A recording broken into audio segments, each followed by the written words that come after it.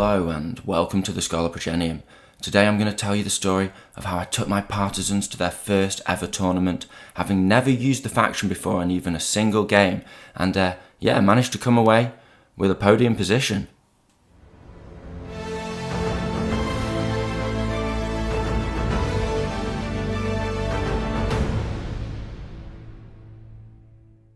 So yes, today we'll be talking through the list that I took for the Partisans, the 3 games that I played, how they went, and what I learned about the faction, what I'm going to be doing with them, taking them forward. But before I go any further, I just want to give an absolutely massive shout out to everyone who attended the tournament yesterday. That's just what it's all about. I love going to local tournaments. This was by no means a super competitive event with loads of big dogs. It wasn't a national or a GT or anything like that. It was my favourite type of tournament, which is a local event where you've got a nice mix of players, you've got some new players, you've got people who know what they're doing, but maybe bolt action isn't their main game, and you've got a couple of people who are really strong competitors who are a real challenge to play. So you get a really nice mix of friendly games, and I've gone to 3 of Dan's events now, and I just want to say a huge thank you to him because every single one of his events has got better and better, and this was just an excellent day. One of my best bolt action events I've ever gone to, I have to say, and since first edition, really hit the nail on the head. He's got a bit of growth this time. Warlord supported it with a prize pool, absolutely fantastic. So well done to him for just pulling off a great day. And I know everyone had an excellent time. Everyone just was really, really in a good mood, it seemed to me, as I was sort of looking around the tables and that kind of thing. So shout out to everyone. On top of all that, it's just been really, really nice over the last 3 events to sort of get to know the same people and start making some new friends. That's what it's all about. If you've never been down to an event, that's really where the community thrives in bolt action, and it's a totally different scene. If you've come from like 40k tournaments and stuff like that, people want to win. It is a competition, but the vibe is totally different. Everyone is just having a great time. So once again, I just want to say a big thank you to Dan and a shout out to all TOs out there, because I know it takes a huge amount of time and effort to put one of these events together. You're not making money off them or anything like that, and it's just vital for the community, and you're doing a huge favour to building the community, which is just, we wouldn't be in the place we are with bolt action being as popular it is without you guys. So shout out once again and thank you, Dan. So without much further ado, let's talk about the event itself. So the tournament itself was had 18 tickets available, I believe. 13 people signed up. 1 person dropped out before and 1 person never showed. So we had 11 players. Now Dan decided, instead of to have a bye and for one of the players to miss out on a game, he stepped aside and just TO'd, which, again, very honourable of him, and we had 10 players in the end. So a very nice small little tournament. We were wedged into one corner of Element Games, but it was packed out that day. There was a golden ticket GT for AOS going on at the same time, and they were playing like 3-hour rounds. They were just finishing their second game when we were packing up. Absolutely crazy stamina. I just can't do that anymore, man. I like my 2-hour rounds for bolt action, I have to say. Now, the format of the tournament was soft underbelly. So Dan had taken 3 missions from the soft underbelly rules, and he had a nice little narrative, sort of 30 seconds before each mission, so we knew what was going on. At first we were invading just behind the beaches. After that we were doing a breakthrough, and the last game was a sort of battle for control of an area. We played sectors. So now in terms of the format itself, it was 1,000 points, a 12 dice limit, not including free dice, so you get 13 as Soviets and Brits, for example, with the free units. And then on top of that, it was limited to 1942, I believe, soft underbelly, and people were allowed to take up to 3 special units, theatre units from the soft underbelly book, although I didn't have any myself, and I don't think I faced anyone with any either. So with all that being said, let's take a look at the list that I put together in the face of those tournament pack restrictions. So first up, let me just address the elephant in the room, which is no, I did not quite manage to finish painting the Partisans before the event. Now, each time I've been to one of Dan's events, I've seen someone trying out a new army that they haven't quite finished, in various states of, grey, undercoated, or a bit of paint here and there. So I know everyone's chill about it at Dan's event. I know he doesn't mind, and ultimately I'd submitted the list and just trying to get it painted along with doing content and all of that kind of thing. All we could do was, we didn't quite get the washes on and we didn't quite get them based, but everyone got their, has paint on them, thankfully. So not ideal, but just is what it is at the end of the day. Now, let's have a look at the list in a bit more detail. So starting off, I've got a second lieutenant, inexperienced, with a buddy. He's leading 5 infantry units. The first of those is a 10-man cavalry squad, just regular, with no other upgrades. I've then got 2 squads of guerrilla fighters. These are veterans. 9 of them have SMGs and 1 sacrificial rifle guy in each squad. And they went in my 2 trucks, which are certainly the ugliest of all the units in in this army. Now, following on with more infantry, we have another 8-man veteran squad, this time with only 5 SMGs and 3 rifles. And then I had an 11-man pistolier squad. These guys were regular. They were all downgraded to have rifles, but then they cost 9 points a man because I upgraded them to have anti-tank grenades. Moving on to the support teams, I had a veteran sniper. I used a British sniper team for this, parachuted in by Special Operations to support the partisan efforts in Italy. Then we had a bazooka team, regular, a light anti-tank gun, regular, and then a civilian car, which is slightly more pricey than the utility car, but you can fit 4 guys in it, and that was really, really clutch on a couple of missions, which I'll go into as we talk through the games. So why did I take this? Well, normally I'd like to have more dice. I'd like to outdice my opponents, ideally with a partisan force, but unfortunately, because of the dice restrictions, I had to have only 12 dice. I really needed my transports. The mobility of this army is what it counts on, with getting the cav and the veterans up in your opponent's face while these guys just move up behind, taking ground, being a threat, so on and so forth, just doing what I need to do. And because of the partisan special rule, I can sort of dash through terrain, ignoring rough ground and that kind of thing first turn, and get into a nice position behind the vehicles. And the bazooka team just being able to get where he needs to. And these guys, because they get in your opponent's face, they're obviously going to get bullied by vehicles. So the bazooka was just absolutely clutch, just in the air, just operating slightly behind these guys, just knocking out vehicles all tournament. Absolutely brilliant. Had a great time with my bazooka. So yeah, it was. I'll talk more about what I learned at the end, but the veterans, they were chewing through units, just absolutely. 18 dice on the SMGs. They were really good. And I took the light anti-tank fixed position, even though I would never normally take one. I really can't be picky because I've got no Faust. I needed every bit of anti-tank I could get. It's also why I was willing to spend the points and make these regular with the anti-tank grenades, just because I needed some anti-tank. And these guys were great just as a threat, really keeping people back, because they knew if they got within charge range, I was going to have a pop at them, and it wasn't worth the risk. And again, this guy just blocking off some angles because it's not worth the risk getting shot in the side. I don't think he knocked out or even got a hit on a vehicle over all 3 games, but he did end up scoring me some points by just running across the board in one of my games.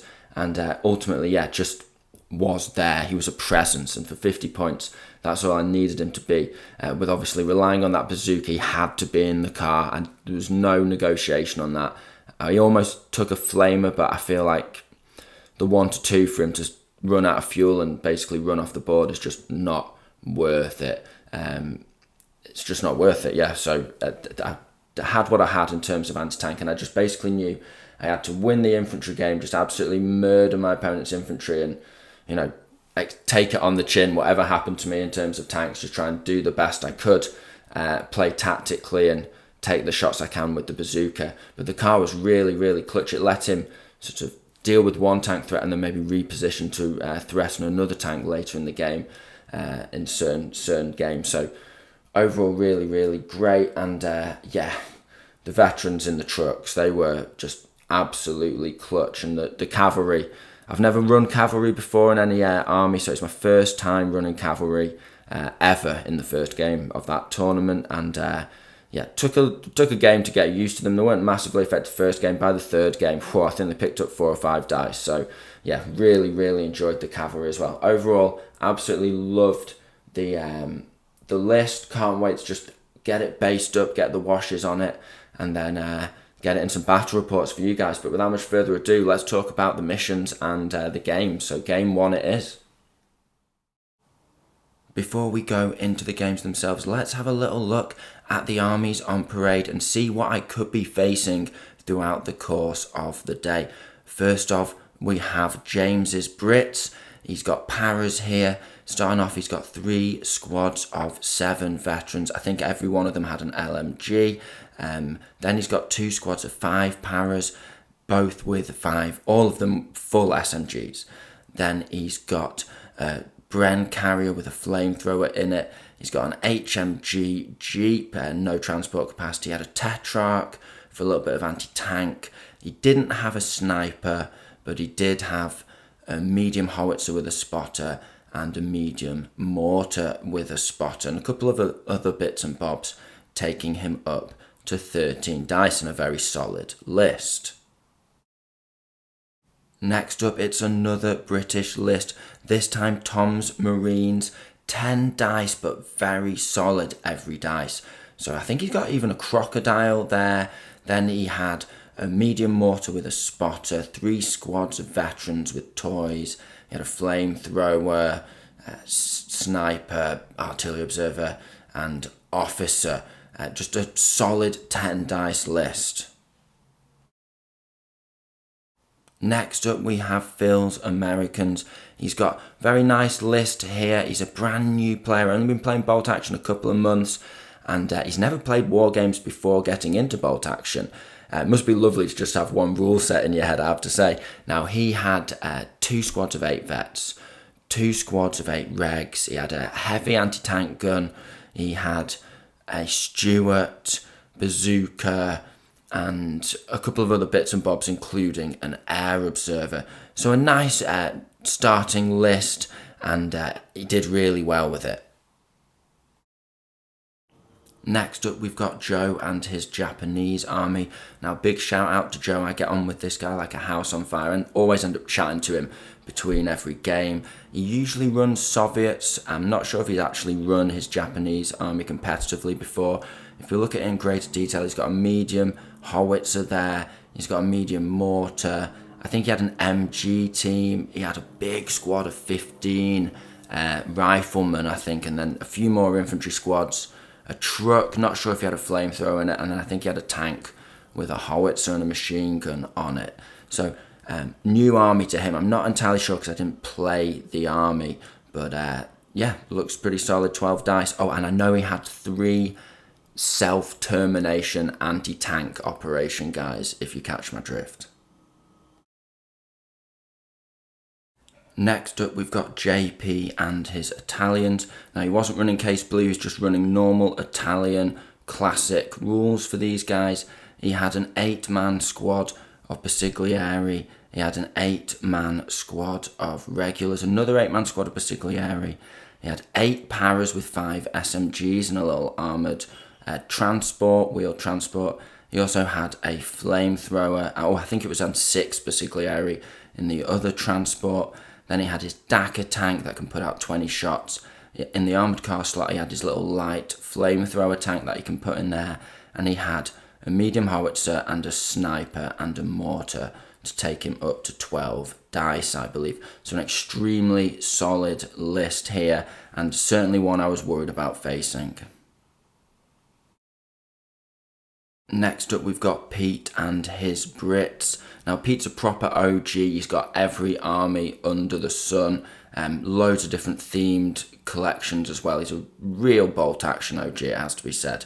Now, and a proper sound fella to boot, by the way. Get on with him like a house on fire. JP gets on with him especially, it has to be said. Now, he's got a real mixed bag here. He's got a Sherman, I think he's got a light mortar, 5 different squads of infantry from veterans with double LMG, 5-man squads, just total mixed bag of infantry here, Tommies, and I think he's got a squad of commandos in there as well. And then he had just a couple of support squads, very standard, artillery observer, all of that kind of thing. Next up, we've got another Brit list.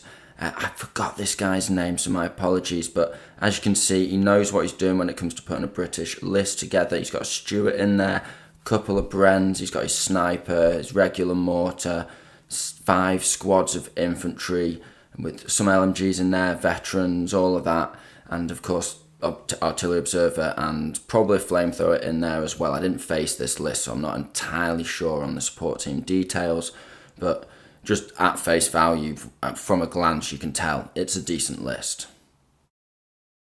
Then we've got Greg and his Frozen Reich themed German list. Starting off core of the list, he's got his beloved low fuel Tiger, which he runs that thing like a beast, takes scalps all day. Just gotta respect that. He's got 12 dice in this list with the Tiger, so he's got 2 squads of 5 regulars, both with an LMG, doing what they do. He's got a sniper, he's got a inexperienced mortar, he's got 2 squads of veterans, both 7 or 8 men with 3 or 4 SMGs and an LMG in each.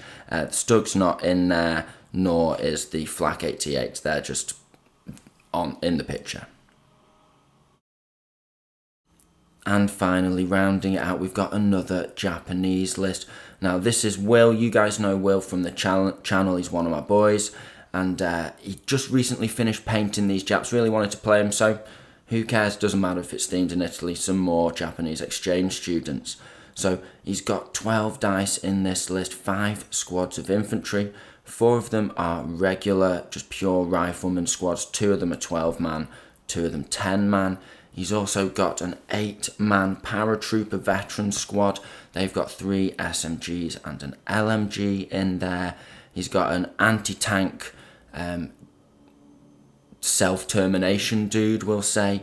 And he's also got a sniper in there, regular. He's got an officer with a buddy. And he's also got a medium tank with the light howitzer and 2 MGs. And he's got the double MG light armoured car, so 12 dice in total. First game, I was matched up against Will and his Japanese army, and the mission was key positions, and it was set at 3 objectives, with 1 in the centre and 2 18 inches to either side of that. Now, I deployed, this photograph is taken, I think, second dice of turn 2, so basically just at the end of turn 1, and if you look closely you can see I put one of my partisan bombs on objective 2, one of my partisan bombs on objective 1, and one in that bit of ruin, that hard cover near Will's deployment zone, which came in really, really useful just from a psychological threat perspective. As you can see, I put a squad of cavalry on the far left flank from the Partisans, and a squad of 8 veterans just sprinted up using that, ignoring movement restrictions from rough ground rule for my infantry, just sprinted up through that ruin to the other side, 12 inches on. I sprinted my pistoliers up the middle, so I was flexible depending on where he brought his armoured vehicles on. I had my light anti-tank gun as far up as I could get because of the short range of it, just do or die, sling some shots, get mortared, who cares, he's not mortaring something else and getting a lucky 6 on a truck or something like that. And then I put my 2 trucks. You can't quite see one of them, but there's another ruin you can just see the edge of it on the far right flank. And what I essentially did with my last couple of dice of turn 1 was I ran 1 truck all the way up the board, and then I had got the first dice of turn 2, and I dashed a squad of veterans out of that truck before he could shoot me, just towards the edge of that ruin on his table half there. And then my other truck had got into the ruin facing off against a squad of veterans. And as you can see, Will's put a lot of infantry. He's put 2 big squads of infantry on his facing off against my cav on his right flank. He's got his I think it's a Chi-Ha. He's got his medium tank in the middle with all his support teams. That hill we counted as soft cover there. He had a squad of infantry protecting them and running up the centre, and then he had a squad of infantry hidden behind the ruin, and he had a squad of veteran paras just in a forest just off camera facing off against the ruin. Now the reason why I put my trucks where I did was I figured, right, I can quite readily get into position in those ruins in the first turn. Potentially you might consider over aggressively, but my plan was to basically cause Will to have to fight through to me onto those objectives. Knowing I have little dice here and there, an officer, a sniper, so on and so forth, I can dash onto those objectives as long as I can just hold Will off from getting onto them and fight the firefight right in his face. And I knew that he had 1 squad of regs and 1 squad of vets, and I had 2 squads of veterans facing off against them with another squad of pistoliers there to sort of anchor the centre, and sort of enough threats on the other side that I could sort of play a cagey game for objective number 2 and sort of use my veterans, my pistoliers, my cav to basically mess him around and waste his time, sort of knowing I wasn't going to try and take objective 2, but knowing I had loads of hard cover that I could dominate and fight from with my veterans to hold objective 1 and 3 on the other side of the board, and then potentially contest or take objective 2 late game, depending on whether I can reposition, how the game's gone, that kind of thing. So that was the sort of long-term plan going into turn 2. Now, one thing you can't quite see was turn 1, just the other side of the ruin on the far flank, just off camera, he brought on his armoured car and tried to shoot up my veterans. That was his, I think, second to last dice. And I managed to then get a lucky shot by moving with my car 12 inches, dashing out 6 with my bazooka and hitting his armoured car on a 5. Now I immobilised it with that first shot, which was really clutch because it means he can't use his armoured car to deny me that far objective number 3. So it's one less thing to worry about in terms of manoeuvre and sort of that kind of tactical play. Now in this photo here, you can see the situation on the right flank a bit more clearly, and one of my early dice, turn 2, I popped another shot with that bazooka and actually set his armoured car on fire, and he abandoned the armoured car. So job done, well done bazooka. As you can see, he has his squad of veterans in that forest, and he had an LMG, and he was sort of over the course of the next couple of turns on this flank. We were just in a firefight. Now you can see just behind that ruin, he has a squad of 10 regulars with rifles, but I had a bomb just within the centre of that ruin, and he didn't want to advance into the ruin in case he set it off, so he was kind of shooting into me and I was shooting into him, both in hard cover, but I was just ignoring his regulars because they were in hard cover, and instead, as he moved his vets across, I moved both my veterans up through those ruins to just kind of fight him 2-on-1, and I had loads of shots coming out as soon as I was in range with those veterans. So over the course of the next 2 or 3 turns, as you can see, I moved my trucks up as well. At one point, you can see he's got his bomb operation guy sort of out of line of sight behind that ruin.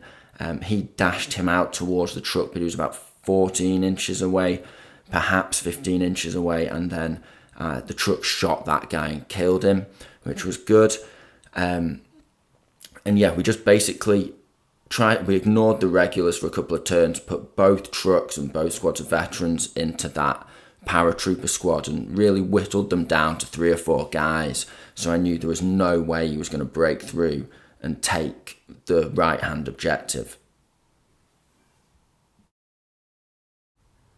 At the tail end of the second turn over on my left flank, what I'd done is I'd dashed the veterans, or I'd advanced up towards that fence there, just off the objective and behind a bit of soft cover, and just using that dense forest for a bit of cover from one of Will's rifleman squads. And because it was turn 2, I couldn't run out of the ruins, but still had made a nice bit of distance there over the table towards the objective. He ended up advancing his tank up and trying to brass up my cavalry, and I recce'd round the back of the building. You could still see them, but they got hard cover and only took a pin. Will then decided to advance. His regulars that had been facing off against my veterans decided enough was enough. He wasn't going to worry about the bomb anymore, but he decided to shoot over towards my pistoliers because they would have been in the open, essentially. And he wanted to cover his tank. He wanted to stop them charging his light tank. So I went down with them, and he ended up shooting a few more units at them, advancing towards them, and just having a little bit of a firefight. In the end, they, I think, took 5 casualties from a few different activations, and I think Will might have even had a little bit of tunnel vision on these guys. Ultimately, I was forced down, and he ended up moving the tank, I think, turn 3 anyway, just because at that point the bombs weren't going off, and we both kind of realised they're not that much of a threat, really, and you can't sort of let them control your game. It's more a psychological threat. And yeah, the bombs ended up being duds. They didn't go off, so it was the right move. But at that point, I'd really got into the position I wanted to get into. Will had stalled and they'd maybe led him to shoot things he should have shot at, and they'd changed his target priority, and so it changed the nature of the game. And at this stage, I found myself dominating 2 objectives. And although Will certainly was dominating the far left objective. Now, going into the second half of the game, as you can see here, Will really had accumulated quite a few riflemen on the left flank. I'd actually advanced up early turn 4, I think, into that little field there, that fenced area, and shot my veterans at one of the squads that were coming up from behind the forest. My idea being sort of damage them enough that if they charged me, I would win the fight, veteran versus reg, despite being outnumbered. However, what Will actually did was he charged the unit that were in the centre coming down the hill, that were deployed originally to defend and come through the middle and defend his support teams initially. He charged them over to the right flank. He was within 12 of that fence, and I only rolled like 3 kills against him, even though we were fighting at the same time, and he got more against me for, I think, 4 or 5 kills, and saw off my veterans, despite me having probably 5 tough fighters and a couple of riflemen at that point. Yeah, he just ran them off, and then he had essentially 3 squads on that left-hand objective versus my cavalry and battered pistoliers. And I think I got a rally in at the end of turn 4. After that, he didn't shoot at my pistoliers as much, giving me the chance to get rid of the sort of 4 or 5 pins that had accumulated in the first 3 turns, which was great. I was sort of primed and ready to execute the tail end of my plan with these pistoliers. On the right flank, things were just going as you expected. At this point, I think I'd shot his paratroopers to death and they'd run off, and then advanced over and started his regular squad. I then brassed up at point blank range with my central guerrilla veteran squad, who at this point they'd taken a couple of pins here and there, taken a casualty here and there, but still really solid. And I just dominated those right 2 objectives whilst shooting that regular squad, killing them off eventually over a couple of turns. So the centre was locked down, and essentially all that was left to do was try and contest that left-hand objective or take it off him. So to do that, I charged my cavalry in. I think I had 7 left at this point versus his squad that was on the objective, and I did manage to run them off as in kill off his squad. So it was my cavalry and pistoliers versus 2 of his riflemen squad. He then charged my cavalry, got rid of those guys, and advanced onto the objective. But with sort of one of my final dice, turn 6, I think we played to, I advanced just through that building with my pistoliers and managed to contest that left-hand objective. So it was 2-0, finishing game 1. Final couple of things to mention is over the course of the game, we'd had a sniper duel. My sniper ultimately killed his sniper and his mortar. And by sort of turn 4, I'd managed to get the bazooka team back into the car, wait to be able to, move the car. Then I dashed the car 24 inches. And then turn 5, I managed to hop out, hit his tank and put a pin on it. He then failed the order check on an 11. Turn 6, I also put a second pin on his car and he failed that order check as well. So that essentially turn 5 and 6, when he could have been brassing me up or using his light howitzer, his tank just was refusing to do anything, which really allowed me to actually contest that objective. Without that little bit of bad luck, Will would have probably finished off my pistoliers and happily controlled that objective, although I doubt he would have been able to take the middle one off me. Next game was against James and his paras. Now, Brits are always a challenge, and James obviously knows what he's doing. He's actually a friend of my brother's. 40k was his main game for a long time, but he's recently sold all his 40k and used the money to have 3 massive Napoleonic armies built and commissioned, painted for him. So that's where he's at right now. So he's loving his historics, and as you can tell, we were just having a really interesting chat, a laugh and a joke, and sort of shared interesting gaming tales and so on and so forth as we were playing. We thought we were smashing it through. We were like, oh my gosh, we must have played the first 3 turns in like half an hour. And then we looked and we had like 40 minutes left. So it was just one of those games. You just love them, don't you? We've all been there. So in terms of the game itself, again, I actually didn't get that many photos of this game for the same reason. We were just having a great laugh, and I totally forgot to get my camera out until sort of mid-turn 2. But essentially how it was I set my 2 trucks up on the left flank. I had my bazooka in the middle, and I had a veteran squad and my pistoliers on the far right flank. Facing off against those respectively, James put a squad of 7-man vets and a squad of 5-man vets on one flank. He put and his mortar that was facing off against my trucks. He then had in the centre, so they could still defend against the trucks, another 7-man squad, another 5-man squad, and his howitzer and his artillery observer on a building around that area.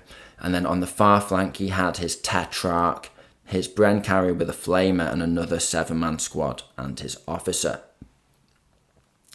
And so sort of the first turn, I actually got a really clutch manoeuvre. My truck was facing side on, but on a road, so I could drive round without a pivot, just round the side of a building, pivot, and do a couple of little wiggles essentially, and get right up to the midpoint and still hop out with my veterans.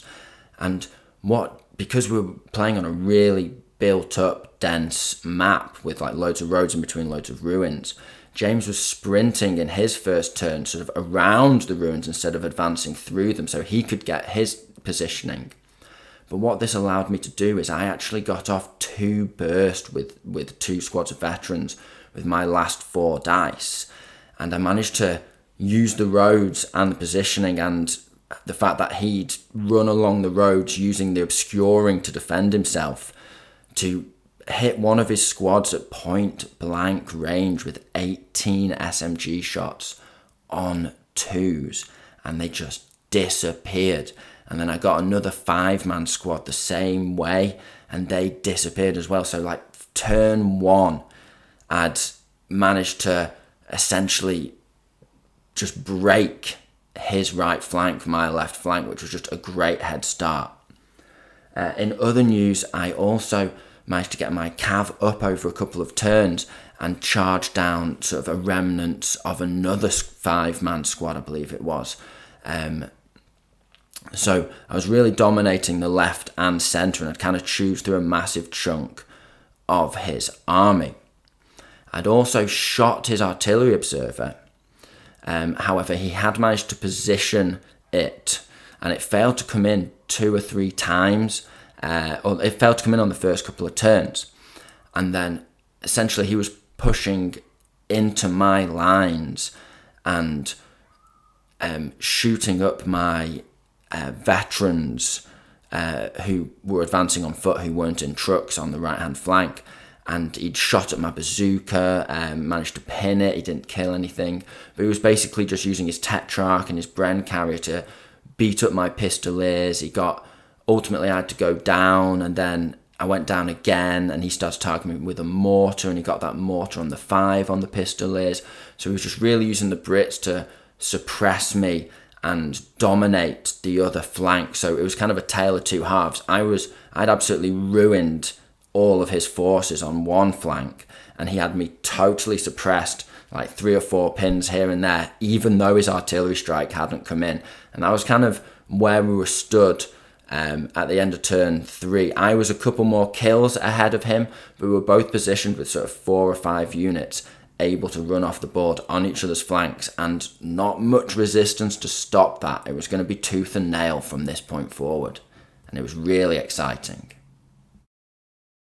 And on this photo here, you can just see the left flank in a lot more detail. You can see that I'd had my trucks positioned behind that blue ruin at the start of the game. So I dashed around that, hopped into the ruin and shot his infantry that was stood behind it. And in the alleyway where you can see my infantry now, this has probably taken around turn 3.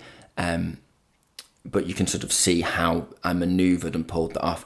But also there were craters across the middle, so you couldn't actually drive off the opponent's board edge with your trucks just on the roads in a couple of turns. So this photo here is where I'm actually sort of reversing and backing up and going round so that I can dash one truck up the left flank. I put one up the centre, but just through that building and through that alleyway you can see my infantry advancing in the top left corner of the photograph. And of course I got off 2 trucks. I'd put my car with my officer and my bazooka in it, and once I'd dropped my bazooka off, I turned my car around and just dashed along the back. You can see him in the top right corner. I just moved him along the back of that central ruin, and then turned up the alley between that central ruin and the blue ruin, and then again up down that alley that I'd cleared and off the board. So the left flank was just totally secure, and over the course of the rest of the game I just moved multiple units off, and I think I got 6 units off. I should mention we were playing Envelopment at this point, double Envelopment, sorry. So at this stage I'd got a ton of units off, but one unit that I did get unlucky on, and fair play, it was a really cool moment. We were both absolutely roaring with laughter on this one, is as you can see in this photo here, I'd got my cavalry up just next to his mortar, and I actually ended up charging his mortar before dashing off, because I thought, I've got all the time, no one's going to kill these cavalry, why not kill the mortar? You get a point for kills in double Envelopment. You get 1 point for a kill, 1 point for being in the opponent's deployment zone, or 2 rather, and 3 for running off the board, I think it was. So my cav charged his veteran mortar team and lost. I didn't get any kills, and he killed 2 of my cav and they just dashed off. So he got the points for them, and I threw away 3 points. Although, it is what it is. It's just one of those. The heroic mortar team see off a cavalry charge. What ho, old chap. So brilliant for their Brits in that moment. But ultimately at this point, I'd got, I think over the course of the game, 6 units off the board. And he was looking to get sort of 4 or 5 off my board edge. And this is when it essentially all fell apart for the Brits. So the first bit of critical bad luck was whilst he was suppressing my bazooka and my veterans and my pistoliers, he hopped his flamethrower out of the Bren to try and shoot my pistoliers. And he was hitting on a 3 and he got a 2. from point blank, literally point blank. He was 3 inches away, less. Then he got the first dice of the next turn, possibly turn 4, and he got a 2 again. This time I had managed to get a pin on him from, I think, my sniper had shot across at him, but still, he dodged the sniper only to fumble the shot twice in a row. And that flamethrower was just stood out in the open, and I managed to, I think, rally my pistoliers and get an early dice next turn before he could flame them a third time, and just ran him down because I was so close to him. So yeah, absolutely brutal turn of bad luck in that situation. And then it was at that point that his airstrike decided to arrive, and he rolled a 6 on his D6 in terms of range, and that ended up covering just my pistoliers, but 6 of his units. He rolled the first dice. I don't think he got like 1 pin on the pistoliers. Next dice, pin on the flamethrower, so on and so forth. But ultimately, final dice he rolled on his 7-man veteran squad that was bringing up the rear, and he got the 6. And he wiped that squad out just with his own artillery strike. So out of 6 dice, the one that hit was his unit, and also the rest of his lines were totally pinned down, and he had to recover that, clear some pins with rallies, and just maybe failed an order check, chancing it here and there. And that just basically slowed him down enough for me to withdraw my forces back and kind of do a couple of rallies myself, and it just bought me some time and basically got me out of a really, really sticky situation on that flank when I'd already had my cake on the flank that I was dominating and got my sort of units off and scored loads of points. It was now all slipping through his fingers when he'd done the same he was going to do the same to me. And the final salt in the wound was, after my bazooka not being able to hit for toffee, that little burst allowed me to clear the pins on my bazooka. I think I passed an order check fired, missed, but then I finally had no pins on me. And final turn, I shot his, I think it was either Tetrarch or the Bren carrier, in the back and knocked it out. And so he got, I think, 3 units off the board and killed 2 of mine. In return, I'd run 6 units off the board, putting me on 18 points. I had a unit in his deployment zone because I'd spent most of the game running my light artillery piece 6 inches a turn up the board, getting me 2 more points. And I'd killed 8 out of his 15 units, putting me on a total of 28, I believe. So all in all, a solid victory round 2. And now we had to find out who we're facing round 3. My third and final game was against Phil, much to my surprise, and a pleasant one at that. You see, Dan does his matchups prior to the day, and he tries and does it so as many players as possible get as many games that are as Axis versus Allies, as reasonably speaking within who signs up and that kind of thing, and what factions are brought. Now, that means that it's not winner versus winner, losers versus loser ranked tables. So, although Phil was a new player and hadn't won both of his first games and I'd won both of mine, here we were facing off against each other. But that was nice. We featured Phil on the channel before. He's a new player. We're definitely going to feature him on the channel again. It's nice to sort of see his progress. And he has really come a long way. Him and Greg have been playing flat out, getting loads of practice in prior to this tournament. And it really showed. Any risks that I took, he identified and capitalised on, and he knew the rules like the back of his hand. So shout out, fair play to you, mate.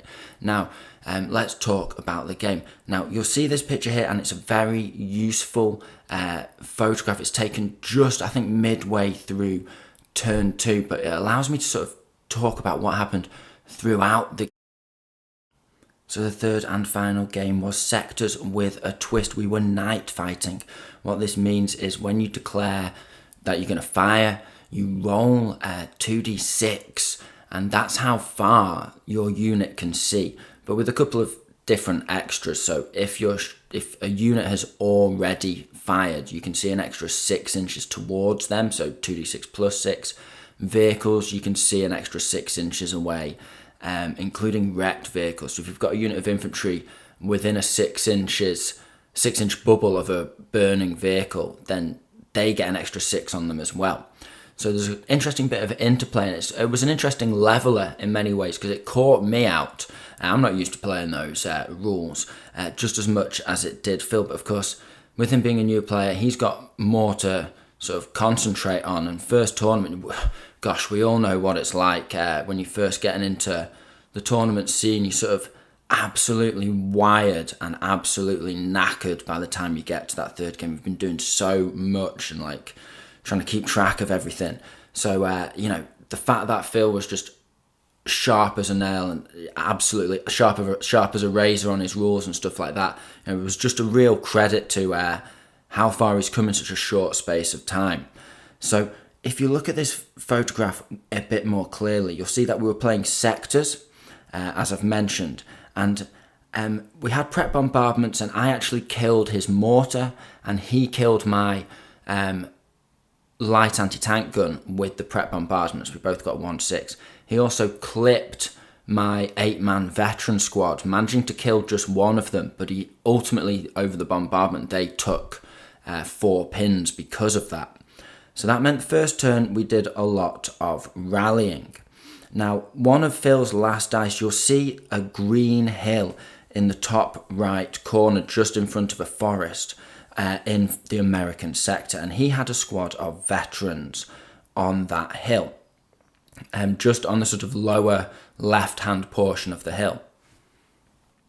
Now, essentially, I had one truck, the one that you'll see in the centre, that had only taken 1 pin during the bombardment, plus the officer inside and the veteran squad inside. And yes, you're absolutely right, very risky having those units in the bombardment. And that was, with there being a prep bombardment, that was certainly a mistake on my part, especially with the reduced range because of the night fighting special rule in this mission. I could have it would have been a much more competitive and sort of wise choice, cunning choice, to start outside of my trucks potentially and then hop in, because I've got all the time in the world, because the night fighting only disappears in turn 2 on a 6, turn 3 on a 5, turn 4 on a 4, so on and so forth. So I had the time. I shouldn't have risked it, but either way I did. Now the truck further back, it had got more pins, and so I'd had to spend a turn just rallying everything inside that truck. But my other, as it only had 1 pin on, I decided to chance an advance. Now, one of Phil's last rallies was that aforementioned veteran squad on the little green hill. Now, my sort of second to last dice, I passed an order check, advanced with my truck, and tickled them a bit with an LMG.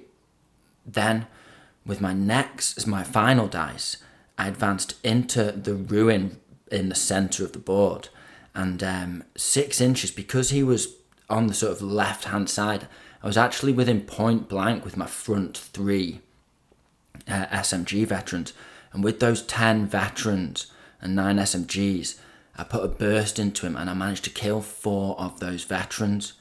Now the first dice of turn 2 was my dice, and instead of putting a burst into him where he could have gone down, I declared a charge because I had 10 guys, he had 4 left, and I was within 6 inches, so he couldn't even overwatch me. And I basically wiped them out, and then I got a 6-inch consolidate, and that carried that veteran squad into the dense forest, the woodland that you can see on the top right-hand corner of the board. So just by turn 2, I was just in his back lines, just the worst possible place. I think he didn't kill it because we were striking at the same time because I'd been charging through rough ground. And I think he did kill a couple of my veterans with his veterans because he had 4 dice. But nonetheless, like 8 SMG veterans, potentially 9, right in your back lines, right by your officer, right by your forward air observer, right by your artillery piece. It's just the last place you want them to be. So he advanced forward with that GI squad that you can see just in line with the orange pine tree in that back dense woodland there. So he advanced those guys across and gave me the beans at point blank range. and I think he got a couple of kills and of course another pin on there.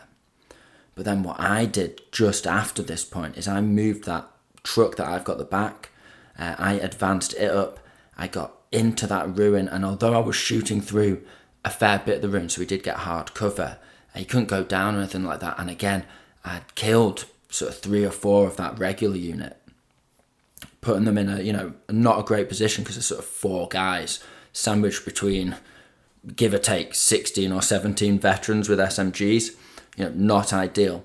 Now, of course, he has that squad on the right, just in the right centre, and he starts advancing those onto the hill and to bring them into the firefight as well. Now, if we go over to the left flank for a second, essentially you can see my car just hidden behind that bit of dense woodland that blocks line of sight with a bazooka inside, just ready to dash across the relatively open board towards wherever his Stuart would come on. Now, I was struggling on this flank, I'm not going to lie. He had that squad of veteran GIs that you can see just there, and they'd spent a couple of turns advancing and shooting. They'd done some quite significant damage to my pistoliers, who were sort of advancing towards him, trying to bait them out. I did want him coming over there, but he did more damage than I expected. And then he also got his, whilst I was sort of doing the right flank, he managed to get his field gun, which has a 2-inch template, on ambush. So I couldn't bring my cav in without essentially being shot on probably a 3 or a 4 up, which was, really not a risk I wanted to take, taking a hit from a 2-inch template on the charge into a squad of veterans when, my cav are tough fighter, but they're only regulars. So it really wasn't ideal. So you can see in that bit of woodland just on the left, just out of shot, you can also see, or just on the left of the shot, you can see my 8-man squad of veterans. They were moving up, but with only 3 rifles, they're only able to put a pin out on those vets. And it took them a couple of turns to get in. And he actually did bring his Stuart on last dice of turn 2 to brass up my cavalry. And he got them in the open, and he was about 8 inches away or something like that, 7 inches away, like really, really close. And then lo and behold, they hadn't fired that turn. I think I'd failed an order check with them or something like that, but they'd ended up in that spot, basically. Not down, but they hadn't shot any weapons. And when he rolled his range to see how far he could see to target the cavalry, he got a double 1, which means he couldn't actually shoot the cavalry even though he was in the perfect position. Then, at this point, because I've killed a couple of his dice, I got the first couple of dice the next turn, and I drove my truck out right up next to him, hopped my bazooka out like literally 3 inches or 4 inches or something, just really close to his Stuart, and just went bang and just blew it up in sort of a double dice maneuver. So, that brought this flank back under control, but there was a couple of turns, there was sort of 3 or 4 dice in a row where I was like, I'm going to lose these pistoliers, I'm going to lose these cav, and it's going to be basically a squad of veteran GIs and a Stuart versus like 8 veterans, which was not, an ideal situation at all. And he'd also put his airstrike on one of my veteran guerrilla squads, the one that remained in the central ruin, not the one that had dashed into the back, because obviously then he'd get loads of pins on his own unit. So he's making all the right calls here. However, I got lucky and his airstrike didn't come in on the next couple of turns, and that, if we go back over to the right flank, allowed me to essentially shoot up, put a couple of bursts into the GI squad that was sort of sandwiched between my 2 guerrilla squads in between that woodland and that ruin, kill them off, managed to do a couple of wounds, put a burst into his GIs as he advanced and shot towards me. Passed an order check after he did everything right. He put a pin on me with his officer whilst advancing away out of sort of threat range. He did a couple of other bits and bobs, but then I passed an order, and then he advanced into point blank and shot me with those GIs. And then I passed an order check on 2 or possibly even 3 pins with my sort of 6-man veteran squad, and charged into, I think he had like 6 or 7 GIs left, and I killed them on that green hill. So I'd wiped out, so that squad had like charged back out of the woodland onto the hill and finished off that second GI squad, even though he'd done everything he should have done to suppress them. And he'd obviously put an airstrike on the other GI squad. So he had both of my guerrilla squads, both of my veteran squads, sort of well handled, and he was managing the game very, very well. He was playing an excellent game. But unfortunately, the airstrike just wasn't coming in, and I was just burning the midnight oil with that squad, just spraying and advancing, because I knew they were going to get airstruck eventually. And just trying to kill as much as I could before the clock ran out. Now, ultimately, the final couple of turns played out relatively quickly. I advanced my trucks up to create a little bit of a wall so that my cav could get within charge range of his artillery, his field gun, without being shot on better than a 5-up. And then I charged round that, clipped the edge of the artillery because he was half out of that dense ground so I could get to him, killed him off, and then I managed to get round the back and finish off the sniper. And then my other units just basically were shooting across into the GIs. Those trucks were shooting across into the GIs for a couple of turns and managed to finish off those GIs. And then the Pistoliers and a couple of other units and everyone else just basically spent the last couple of turns just sprinting across the board. And I managed to get 11 units into his deployment zone. So although some of the units were battered and bruised, although my Pistoliers only had 3 men left in the unit, ultimately, I only lost 1 dice in this game, and that was the dice that was killed in the prep bombardment, the light anti-tank gun. And 11 dice in his deployment zone was 33 points. Plus, I tabled him for an extra 11 points, putting me on 44 points. It was a good final result, let's put it that way. One final thing to mention is the airstrike did come in, but he rolled a 1. I targeted his sniper, which when it came in was sort of a unit that I'd not been able to get at really over the course of the game until that point. And then I rolled a double 1. I hit him with a 3-inch template, rolled a double 1, so I didn't kill his sniper. So he couldn't even hit one of my units, then he couldn't even kill off the unit that he did strike. So I think Phil said he's probably going to drop the airstrike and take a different unit instead. And that's fair enough. That's why you go to tournaments. You get to put your units to the test and learn a lot in the process. And we definitely want to catch up with Phil and find out his thoughts on this tournament in a later episode on this channel. So all in all, I had a great time, as I've already said, and really learnt a lot about the Partisans. I've only ever played 3 games with them, and they were at this tournament. So the takeaways were that the veterans in the trucks were absolutely beastie, and it's kind of worth being veterans because they're going to be up close, they're going to sort of be mobile, so they need to be able to pass those pin checks. You need to rely on them following orders, and you need to rely on them getting hit back hard and absorbing a lot of firepower. But with there being 10 men in the squad, even if I was losing 3 or 4 guys or even 5 guys, a 5 or 6 man veteran squad with SMGs is still really powerful. And if you can just bide a little bit of time, maybe you've racked up 2 or 3 pins, you can get 1 rally snuck in mid-game, get them back fresh again, and then get back on that horse and start smashing up units again. Then, just really, really powerful. So, that's what I found ultimately was happening. I was getting my opponent's face, getting into a firefight, killing off a couple of units, like using the maneuverability of the trucks, using the cav and the other units as just threats to kind of have to be dealt with, so my opponent couldn't sort of bring as many reinforcements in on my vets as they would like. And then just the mobility of the vets, their ability to attack in close combat if they don't want to shoot, so you can still use them early. You're not waiting for stuff to go down. You can still attack and have loads of tough fighter vets smash up a unit. Or, if your unit's already activated, then you can pounce on them and just brass them up with like 19 shots. So vets, absolutely amazing. Pistoliers, great. From a psychological perspective, 11 men with anti-tank grenades is something that your opponent's got to keep their eye on. I didn't get any vehicles with them, but I did kill, I think, 1 unit over the course of the game, maybe 2 with them, but ultimately they just absorbed a load of fire. People are going to target them with valuable units like Stuarts and stuff, and you just go down when that happens, and just waste their time. They're a really cheap unit, 9 points a model for 11 guys, 99 points, not bad at all. And obviously everyone tough fighter and regular means that they don't just disappear.